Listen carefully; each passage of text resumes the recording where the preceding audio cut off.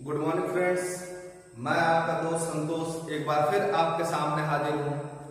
Students, last classes में हम लोग महात्मा गांधी के नॉन कॉपरेशन मूवमेंट के दौरान जो पूरे देश में एक्टिविटी हो रही थी, जैसे गांधी जी के नॉन कॉपरेशन मूवमेंट को टाउन्स के लोगों ने किस तरीके से लिया, इसके अलावा जो हमारे रूरल एरियाज के लोग हैं यानी पीजेंट्स हैं, उन्होंने इस आंदोलन को किस तरीके से लिया।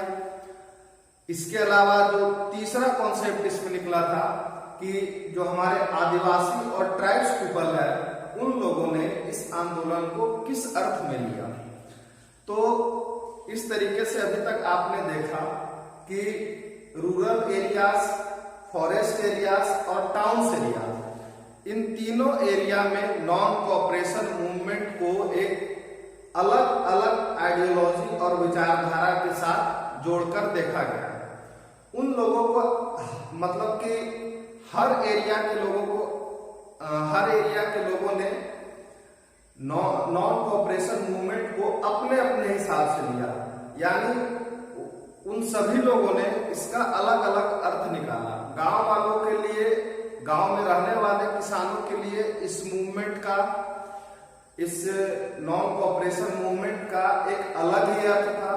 शहरों में रहने वाले जो middle class, educated middle class society है, इस सोसाइटी का एक अलग ही अर्थ था। और साथ ही साथ जंगलों में रहने वाले आदिवासी या ट्राइब्स ग्रुप्स के लिए इस नॉन कॉपरेशन मूवमेंट का एक अलग ही अर्थ था।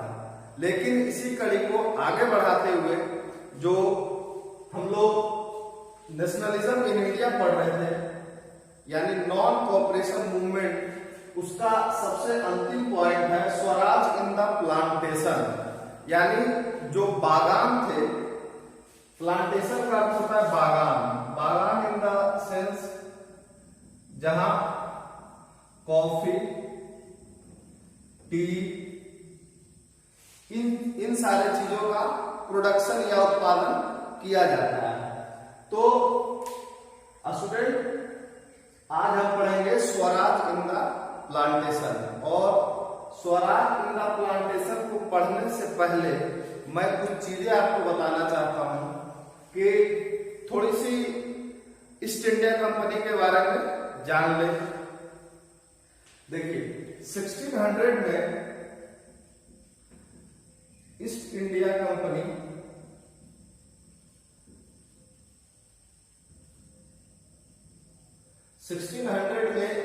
ईस्ट इंडिया कंपनी एस्टेब्लिश हुई थी और इस कंपनी को भारत के साथ यानी पूरब के देशों के साथ व्यापार करने का एकाधिकार मिला था।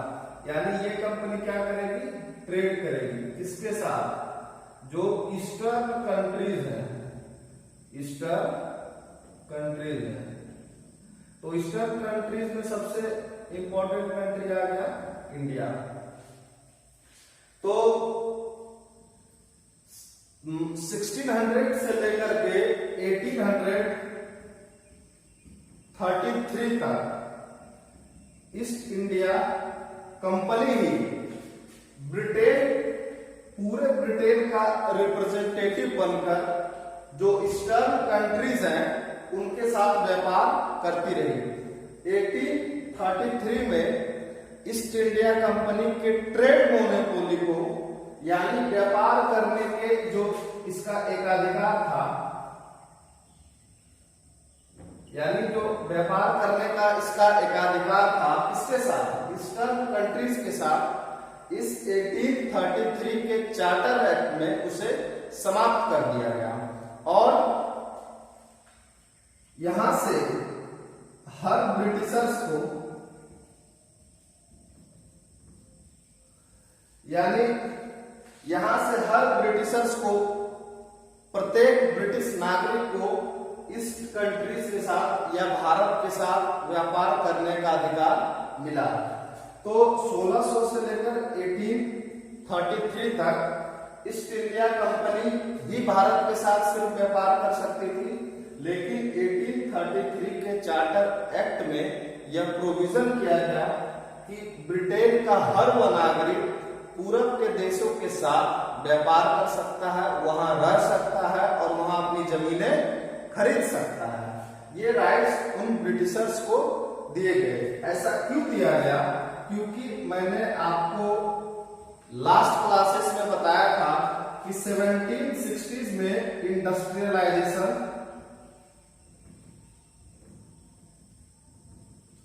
1760s में इंडस्ट्रियलाइजेशन सबसे पहले ब्रिटेन में हो चुका होता है। यानी ब्रिटेन को क्या चाहिए? रॉ मटेरियल चाहिए और क्या चाहिए? ब्रिटेन को मार्केट चाहिए। इन दो चीजों की आवश्यकता किसे पड़ रही है? ब्रिटेन को। तो ब्रिटेन का हर उस नागरिक का यह कर्तव्य है, यह ड्यूटी बनती है कि वह अपने कंट्री के लिए और साथ ही साथ अपने लिए रॉ मटेरियल की खोज करे और एक मार्केट प्रोवाइड करने की कोशिश करे। तो इसी टाइम पीरियड से लेकर के धीरे धीरे इन लोगों इन ब्रिटिशर्स का इंडिया में इम्पैक्ट बढ़ने लगा। यानी ब्रिटेन का हर वो नागरिक भारत आना चाहता था और इन बागानों में कॉफी और टी का प्लांटेशन करना चाहता था। तो जब वो भारत आएगा, यानी जब वो इंडिया आएगा, तो उसे बड़े बड़े लैंड्स चाहिए, बड़े बड़े हिली एरियाज में लैंड्स चाहिए, क्योंकि टी और कॉफी का प्लांटेशन जो है हिली एरिया में ही होता है। हिली एरिया के ही क्लाइमेट्स उसके लिए सुटेबल होते हैं। एरियाज में नेचर के द्वारा उन्हें सुटेबल क्लाइमेट तो प्रोवाइड हो रहे हैं, लेकिन वहां काम करने के लिए क्या चाहिए? लेबर्स चाहिए। तो कोई भी लेबर आसानी से अपने घर को छोड़कर उन हिली एरियाज में काम करने के लिए नहीं जाना चाहेगा। तो इसके लिए क्या लाया गया? 1859 में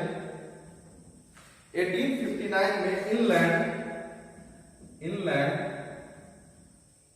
इमाइग्रेशन एक्ट लाया गया।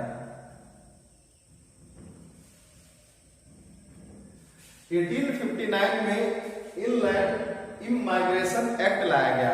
स्टूडेंट्स, कल मैंने आपको बतलाया था कि 1860s के पास ही इंडेंचर्ड लेबर कहां ट्रांसफर किए जा रहे हैं? फॉरेन में। 1860s के आसपास इंडेंचर्ड लेबर कहां ट्रांसफर किए जा रहे हैं? फॉरेन में। तो फॉरेन के कंट्रीज में भी लेबर की रिक्वायरमेंट है, वहां भी इन लोगों को coffee, T, sugar cane mining के लिए लेबर चाहिए।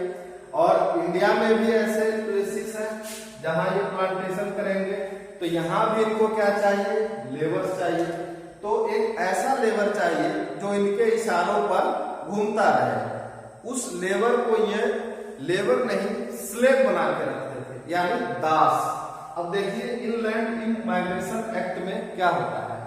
इनलैंड इमाइग्रेशन एक्ट का सबसे हार्ड प्रोविजन यह था कि जो इस एक्ट के तहत किसी भी प्लांटेशन में लाया जाता था, वो व्यक्ति इस प्लांटेशन के ऑनर के खिलाफ जाकर कभी भी इसके बाहर नहीं जा सकता था। यानी वो आता तो था अपनी मर्जी से, अगर अपनी मर्जी से नहीं आता था तो उसे जोर जबरदस्ती कर इस एक्ट के द्वारा लाया जाता था, और वह अपनी मर्जी से जा नहीं सकता था। जा किसकी मर्जी से सकता था? सिर्फ और सिर्फ इस प्लांटेशन के ऑनर की मर्जी से। जा किसकी मर्जी से सकता था? सिर्फ और सिर्फ इस प्लांटेशन के ऑनर की मर्जी से।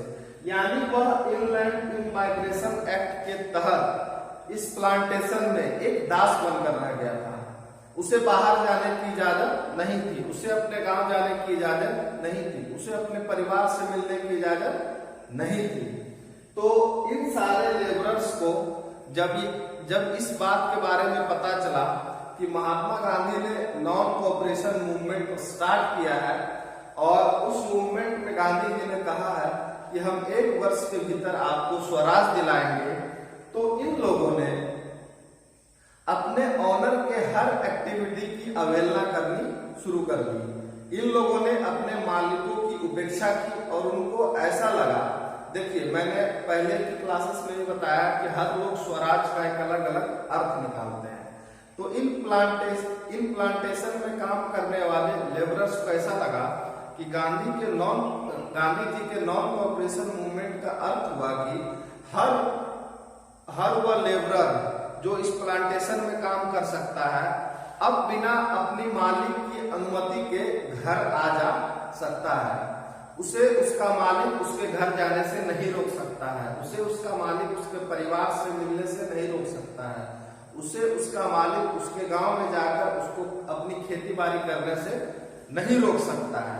तो इन लेबरर्स ने स्वराज का यह अर्थ निकाला, लेकिन समस्या कब उत्पन्न हुई, जब इन लेबरर्स ने अपने मालिकों की उपेक्षा करके घर जाने के लिए वो इस प्लांटेशन से बाहर निकले, तो उन्हें ना तो रेल कनेक्टिविटी मिली और ना ही स्टीमर कनेक्टिविटी मिली, क्योंकि इन दोनों जो सेक्टर है इनमें काम करने वाले लेबरर्स ने हड़ताल कर रखा था। तो ये लोग इस प्लांटेशन से तो बाहर आ जाते हैं, लेकिन बाहर आने के बाद भी ये फंस जाते हैं। तो इस तरीके से आपने देखा कि गांधी जी के नॉन कोऑपरेशन मूवमेंट में सोसाइटी का हर तबका अपने अपने तरीके से अपना पार्टिसिपेशन भी दे रहा है और अपने अपने तरीके से गांधी जी के स्वराज का अर्थ भी निकाल रहा है। इन लोगों ने भी कुछ वायलेंट एक्टिविटी की, इन लोगों ने भी अपने जो प्लांटेशंस के ऑनर हुआ करते थे उनकी हत्याएं की, उनके खिलाफ वायलेंट एक्टिविटी की, जिसके कारण गांधी जी ने अपने मूवमेंट में इन वायलेंट एक्टिविटी करने वाले जितने भी रिवोल्ट हुए उनको शामिल नहीं किया, लेकिन इन लोगों ने इनडायरेक्टली गांधी जी के मूवमेंट को सपोर्ट किया। जैसे अगर मैं आपको याद दिलाऊं तो अल्लूरी सीताराम राजू ने भी गांधी जी के मूवमेंट को सपोर्ट किया था। देश के जो डिफरेंट एरियाज के पीजेंट्स थे उन लोगों ने भी गांधी जी के मूवमेंट को सपोर्ट किया था। तो इस तरीके से आपने जो गांधी जी का ये मूवमेंट था नॉन कोऑपरेशन मूवमेंट, उस मूवमेंट के बारे में पढ़ा। और स्टूडेंट्स ये मूवमेंट 1920 में स्टार्ट हुआ था और 1922 में यह खत्म होता है। 5 फरवरी 1922 उत्तर प्रदेश के गोरखपुर जिले में एक प्लेस है जिसका नाम है चौरी चौरा। चौरी चौरा ही वह स्थान है जहां यह उत्तर प्रदेश के गोरखपुर जिले का एक स्थान है जहां पर भीड़ ने जो मॉब थी उसने एक पुलिस थाने में आग लगा दी और आग लगाने के बाद 21 लोगों की इस पुलिस थाने में 21 पीपल्स इस पुलिस थाने में जलकर मर गए। और इसी घटना से नाराज होकर गांधी जी ने 5 फरवरी 1922 को असहयोग आंदोलन को सडनली क्या किया, विड्रॉल कर लिया, यानी वापस ले लिया। और असहयोग आंदोलन 5 फरवरी 1922 की इस इंसिडेंट के कारण समाप्त घोषित कर दिया जाता है। गांधी जी ने इस